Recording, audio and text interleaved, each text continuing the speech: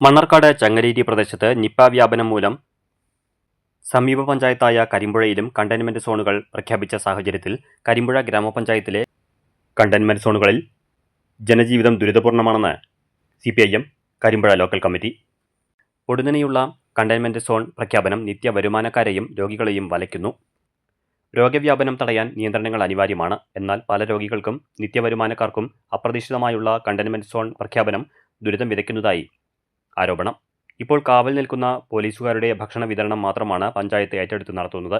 എന്നാൽ നിത്യവൃത്തിക്കായി എന്തു ചെയ്യണമെന്നറിയാതെ കഴിയുന്ന പാവപ്പെട്ട ജനങ്ങൾക്ക് ഈ സാഹചര്യത്തിൽ മരുന്ന്, ഭക്ഷണം എന്നിവയുടെ വിതരണം പ്രാദേശിക സർക്കാരുകൾ ഉറപ്പുവരുത്തേണ്ടതാണെന്നും CPIM Karimpuzha local committee secretary K. Subrahmanyan അഭിപ്രായപ്പെട്ടു.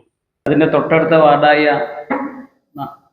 കരിമ്പുഴ 1 വില്ലേജിലെ 4-ാം വാർഡും അതുപോലെ തന്നെ 2 വില്ലേജിലെ 6, 7 വാർഡുകളും കണ്ടെയ്ൻമെൻറ്റ് സോണിലാണ്. ഇവിടെ പഞ്ചായത്തിൻ്റെ ഭാഗത്തുനിന്ന് ഈ പ്രദേശത്ത് താമസിക്കുന്ന ദുരിതം അനുഭവിക്കുന്ന ആളുകളുണ്ട്. അതുപോലെ തന്നെ നിത്യേന പണിക്ക് പോകുന്നവരുണ്ട്, നിത്യരോഗികളുണ്ട്, മരുന്ന് വേണ്ടവരുണ്ട്, പരിശോധനയ്ക്ക് പുറത്തു പോകേണ്ടവരുണ്ട്.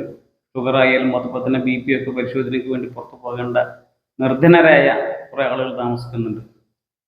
ഈ പ്രദേശത്ത് ഒരു പ്രാദേശിക സർക്കാരാണ് പഞ്ചായത്ത് ഭരണമെന്നാണ് നമ്മുടെ പൊതുവിലുള്ള കാഴ്ചപ്പാട്.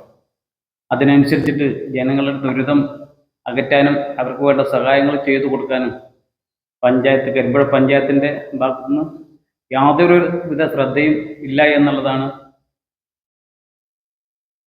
പറയാനുള്ളത്.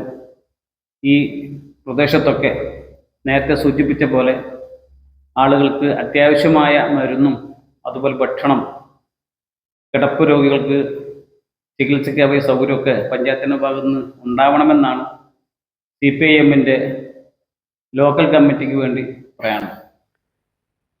അടയ്ക്കാനും പൂട്ടാനും പറയാൻ എളുപ്പമാണ്, അത് ആവശ്യവുമാണ്. പക്ഷേ അവർക്ക് ജീവിക്കാനുള്ള അന്തരീക്ഷം ഒരുക്കേണ്ടത് നിത്യരോഗികൾ, കിടപ്പ് രോഗികൾ, ഡയാലിസിസ്, നിത്യവേതന തൊഴിലാളികൾ എന്നിവർക്ക് ഭക്ഷണം, മരുന്ന് എന്നിവയുടെ വിതരണം ഗ്രാമപഞ്ചായത്തുകൾ ശ്രദ്ധിക്കണം.